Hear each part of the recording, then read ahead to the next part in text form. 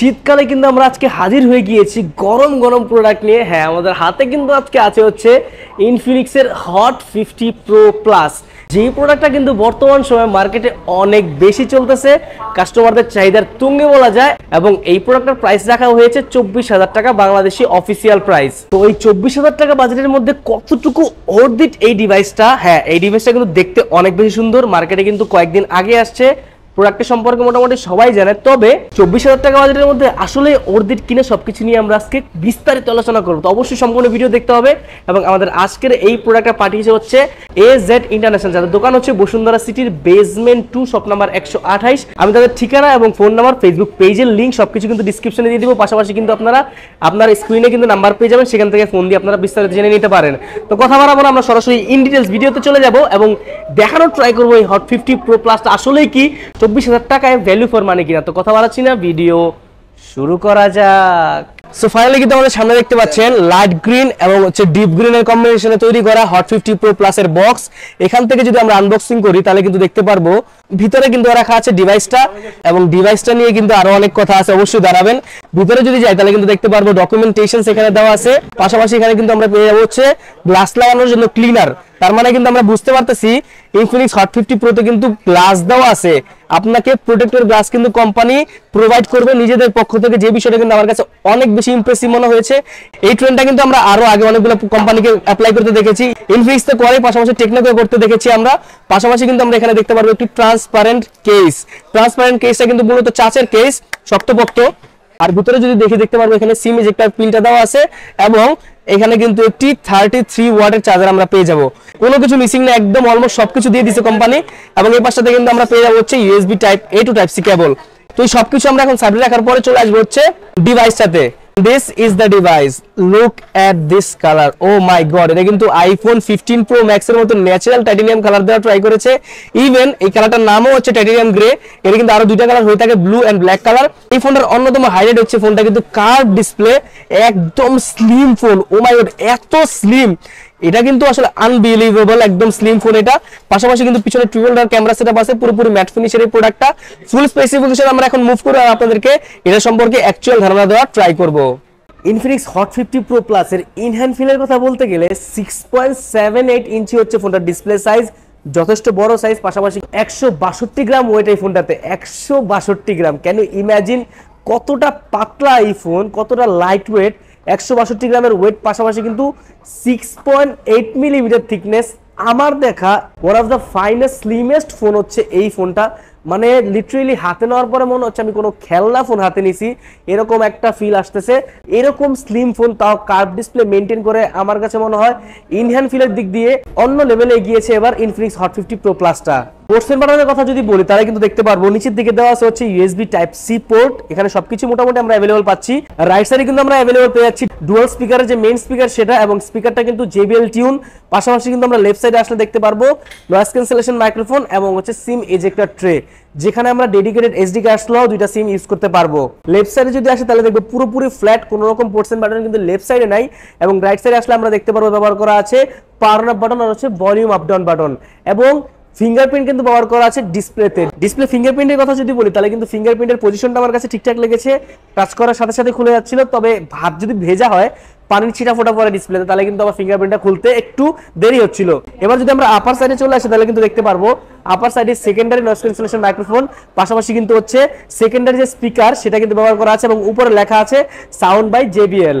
এইবার যদি চলে আসি হট 50 প্রো প্লাস এর ডিসপ্লে সেকশনে, এখানে কিন্তু একটি কার্ভ ডিসপ্লে ব্যবহার করা আছে, যেটা একটি 3D কার্ভ ডিসপ্লে, এবং এই ডিসপ্লেটার সাইজ হচ্ছে 6.78 ইঞ্চি। পাশাপাশি 120 হার্টজের রিফ্রেশ রেট সহ কিন্তু এই ফোনটাতে ব্যবহার করা আছে 1300 নিটসের পিক ব্রাইটনেস, 1 বিলিয়নের কালার সাপোর্টেড। পাশাপাশি কিন্তু 393 PPI ডেনসিটি ব্যবহার করা আছে। তো খাতা কলমের স্পেসিফিকেশন বাদ দিয়ে যদি রিয়েল টাইম এক্সপিরিয়েন্সের কথা বলি, এই হট 50 প্রো প্লাসের কিন্তু ডিসপ্লের কালারটা মোটামুটি বুস্টেড পাচ্ছিলাম আমরা। কালার অ্যাকুরেসি কিন্তু মোটামুটি ভালো ছিল, কন্ট্রাস্টটা মোটামুটি ধরে রাখতে পারতেছিল, শার্পনেসের দিকে আমরা একটু ঘাটতি দেখতে পাচ্ছিলাম। তাছাড়া কিন্তু ডিসপ্লের কালার এবং স্যাচুরেশন দুইটাই কিন্তু মোটামুটি ঠিকঠাক ভাবে ধরে রাখতে পারতেছিল। ওভারঅল মাল্টিমিডিয়া কনজাম্পশনের ক্ষেত্রে রেগুলার ইউজের জন্য কোনো রকম প্রবলেম হবে না।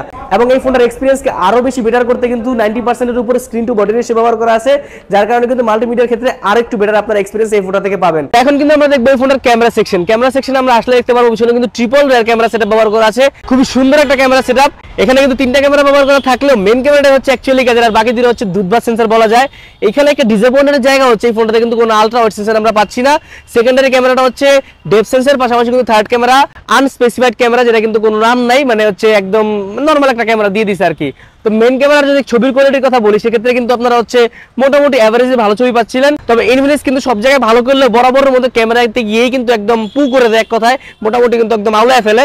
এখানেও কিন্তু এরকম কিছু আমরা দেখতে পেয়েছি, ক্যামেরায় কিন্তু একদম আহামরি কিছু ছিল না। এখানে কিন্তু ক্যামেরা সেকশন আইসে একটু কাজ করার দরকার ছিল।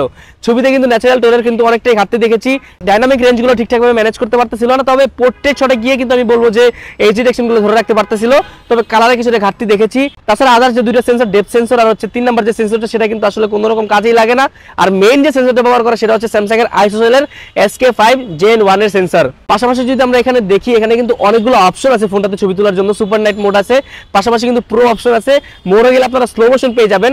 এখানে ভিডিও সেকশনে আমরা আসলে দেখতে পারবো 2K প্লাস 30 FPS পর্যন্ত ম্যাক্সিমাম ভিডিও সাপোর্ট করে থাকে, বাট আমরা কিন্তু এখানে 1080 প্লাস 60 FPS ভিডিও করে মোটামুটি একটা স্টেবল ভিডিও পেয়েছি। ভিডিওর ক্ষেত্রে কোনো রকম কমপ্লিট আমার নাই। আদারওয়াইজ যদি সেলফি ক্যামেরা আসি, সেলফি ক্যামেরা আমরা আসলে কিন্তু দেখতে পারবো 13 মেগাপিক্সেলের সেলফি ক্যামেরা এই ফোনটাতে ব্যবহার করা আছে। তো সেলফি সাইডে যদি চলে আসি, 13 মেগাপিক্সেলের সেলফি ক্যামেরা এখানে ব্যবহার করা আছে। যে ক্যামেরাটা আমার কাছে কিন্তু পার্সোনালি ভালো লাগছে, এই ডিরেকশন পোর্ট্রেট শটে কিন্তু ভালোভাবে ম্যানেজ করতে পারতেছিল। এবং ওই যে আবারও একই কমপ্লেইন চলে আসে, কালার অ্যাকুরেসির ঘাটতি, ডাইনামিক রেঞ্জে ম্যানেজ করার ঘাটতি কিন্তু এখানে পাচ্ছি। তবে ওয়াইড ফটোগ্রাফির ক্ষেত্রে কিন্তু আপনি যদি গ্রুপ সেলফি তুলতে চান সেক্ষেত্রে কিন্তু করতে পারবেন। তাছাড়া কিন্তু আরেকটা ইন্টারেস্টিং ব্যাপার হচ্ছে, সেলফিতে কিন্তু আমরা 1080 প্লাস 60 FPS ভিডিও করতে পারতেছি, যে জিনিসটা কিন্তু আমার কাছে অনেক বেশি ইন্টারেস্টিং লেগেছে। কারণ আমরা এখন দেখে থাকি 30 থেকে 35 হাজার টাকার ফোনের মধ্যে কিন্তু আপনার হচ্ছে 1080 প্লাস 60 FPS সাপোর্ট সেলফিতে দেয় না। সেক্ষেত্রে যারা ব্লগিং করতে চান তারা কিন্তু এই ফোনটা দেখতে পারেন। ব্লগের জন্য সেলফি ভিডিওগুলো কিন্তু মোটামুটি ভালো সাপোর্ট দিয়ে থাকে। তাছাড়া ক্যামেরার ছবি তোলার পরে কিন্তু আপনার হচ্ছে AI ইরেজার নামে অপশন আছে, সেক্ষেত্রে আপনি যাদের ছবির মধ্যে যে কোনো সাবজেক্টকে রিমুভ করে আপনি ওখান থেকে কেটে দিতে পারেন।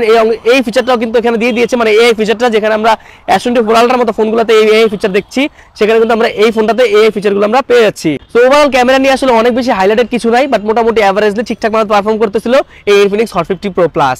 তো এবার কিন্তু আমরা চলে আসবো স্পেসিফিকেশনে আমরা আসলে কিন্তু দেখতে পারবো নতুন একটা প্রসেসর, মিডিয়াটেকের Helio G100 G99 এর সাকসেসর বলা যায় এবং ওভারক্লক ভার্সন বলা যায়, এটা কিছুটা অপটিমাইজ ভার্সনও বলা যায়। এটা কিন্তু 6nm বেসড একটি প্রসেসর। G100 প্রসেসরের পারফরম্যান্স সেকশনের কথা যদি বলি, PUBG-তে কিন্তু ম্যাক্সিমাম 40 FPS পর্যন্ত লক করতেছিল। এখানে কিন্তু আপনারা হচ্ছে ল্যাগের দেখা পাবেন, টুকটাক হেভি গেমিং এর এক্সপেক্ট করে থাকেন সেক্ষেত্রে কিন্তু ল্যাগের দেখা পাবেন। তাছাড়া কিন্তু TDM সহ মোটামুটি নরমাল ম্যাচে কিন্তু ওরকম ভাবে ল্যাগ দেখা পাবেন না। তাছাড়া কিন্তু অ্যাসফল্ট 9 এবং আদার যে ছোট ছোট গেমস গুলো আছে সেগুলোর ক্ষেত্রে কিন্তু কোনো রকম প্রবলেম দিবে না। ডে টু ডে টাস্কে কিন্তু মোটামুটি ভালোভাবে পারফর্ম করতেছিল। অনেকগুলো অ্যাপস একসাথে ইউজ করলেও কোনো রকম ল্যাগ বা আপনার ফ্রেম ড্রপ দেখতে পাচ্ছিলাম আমরা। অনেকগুলো অ্যাপস ইউজ করে কিন্তু প্রেসার ক্রিয়েট করলেও কিন্তু কোনো রকম আমরা হচ্ছে স্ক্রিনে ল্যাগ দেখি না, যেটা কিন্তু একটা ভালো বিষয় যে হ্যাঁ ইউআইটা ঠিকঠাকভাবে কাজ করতেছে। ও হ্যাঁ, ইউআই এর কথা যদি বলি, এখানে কিন্তু অ্যান্ড্রয়েড ভার্সন 14 এবং XOS UI 14.5 ব্যবহার করা আছে, যেটা হচ্ছে ইনফিনিক্সের ইউআই। এবং এই ইউআইটা কিন্তু মোটামুটি ওভার দি ইয়ার্স মোটামুটি ভালো পারফর্ম করতেছে। তবে অত আহামরি যে স্মুথ একদম এক্সপিরিয়েন্স দিবে ওরকম না। মোটামুটি আমি বলবো যে ভাগবাল্যকের দেখা খুবই কম, নাই বললেই চলে। এবং আরেকটা বিষয় হচ্ছে, এখানে কিন্তু আমরা হচ্ছে 1 বছরের মেজর আপডেট পাচ্ছি, অ্যান্ড্রয়েড আপডেট সহ। এখানে কিন্তু 1 বছরের আপডেটটা আমার মনে হয় না যে ওর দিট, কারণ এখানে অ্যাটলিস্ট 2 বছরের আপডেট আমরা এক্সপেক্ট করি। অনেকগুলো ফোন কিন্তু 2 বছরের মেজর আপডেট দিচ্ছে, অ্যান্ড্রয়েড আপডেটও দিচ্ছে। আর ইউআই এর মধ্যে কিন্তু অনেক ভরপুর ব্লোটার এরকম দেখি না, টুকিটাকি যা আছে ওগুলো মোটামুটি চালানোর মতো। তো ইউআই এবং গেমিং এক্সপিরিয়েন্স, পারফরম্যান্স সবকিছু মিলে অন এভারেজ আমি বলবো, আপনি যদি এই ফোনটাকে গেমিং ফোন মনে করে পারচেজ করতে চান তাহলে কিন্তু এটা আপনার জন্য না ভাই। কারণ হচ্ছে এটা কিন্তু একদম গেমার্সদের টার্গেট করে বানানো না, রেগুলার ইউসেজের জন্য কিন্তু অনেক ভালো একটা ডিভাইস, অনেক ভালো একটা পারফরম্যান্স কিন্তু আপনাকে এটা প্রোভাইড করবে। হট 50 Pro Plus এর ফুল স্পেসিফিকেশন জানানোর এখন কিন্তু আমরা চলে আসবো হট 50 Pro Plus এর চার্জিং ব্যাকআপ, ব্যাটারি ব্যাকআপ। ফোনটাতে কিন্তু ব্যবহার করা আছে 5000 mAh এর বিগ ব্যাটারি। এত স্লিম একটা ফোন যেখানে কিন্তু 5000 mAh এর ব্যাটারি কিন্তু ঠিকই দিয়েছে কোম্পানি। পাশাপাশি কিন্তু 33 ওয়াটের চার্জার আমরা এখানে अवेलेबल পেয়ে যাচ্ছি, এবং 33 ওয়াটের চার্জার দিয়ে আপনাদের সময় লাগবে চার্জ হতে অলমোস্ট 1 ঘন্টা থেকে 1 ঘন্টা 10 মিনিট। তো চার্জের ক্ষেত্রে কিন্তু ওরকম অনেক বেশি সমস্যা হবে এরকম না, কারণ লোয়ার মিড রেঞ্জ বাজেটের মধ্যে আমরা এরকম 33 ওয়াটের চার্জারটা কিন্তু ঠিকঠাক আছে মোটামুটি। এই ফোনটাতে আপনি কিন্তু ব্যাটারি ব্যাকআপ হিসেবে মোটামুটি একদিনের ব্যাকআপ পেয়ে যাবেন হেভি গেমিং করলেও। আর স্ক্রিন টাইমের কথা যদি বলি তাহলে কিন্তু মোটামুটি 6 থেকে 7 ঘন্টা স্ক্রিন টাইম अवेलेबल পেয়ে যাবেন। আজকের বর্তমান প্রাইসটা আমি বলে মধ্যে, যেহেতু বলছি ভিডিও প্রথমেই যে আপনাদেরকে একটা ভালো প্রাইস দিব। আজকে কিন্তু অফার প্রাইস থাকবে হচ্ছে মাত্র 22,990 টাকা। তার মানে কিন্তু আপনি 23,990 থেকে আরো 1000 টাকা কম পেয়ে যাচ্ছেন। অফিসিয়াল ওয়ারেন্টি গ্যারান্টি সবকিছু কিন্তু এই ফোনটাতে আপনারা সেমই পাচ্ছেন। তো মোটামুটি যদি ভিডিওটা একটু ইনফরমেটিভ মনে হয় অবশ্যই চ্যানেলটা সাবস্ক্রাইব করবেন, পাশে থাকা বেল আইকনটি বাজিয়ে দিবেন। তো কথা বাড়াচ্ছি না, ভিডিও কিন্তু আজকে আমি এখান থেকে শেষ করে দিব। তো পরবর্তী কোনো ভিডিওতে দেখা হবে। সে পর্যন্ত ভালো থাকবেন, সুস্থ থাকবেন, নিজের খেয়াল রাখবেন। আল্লাহ হাফেজ।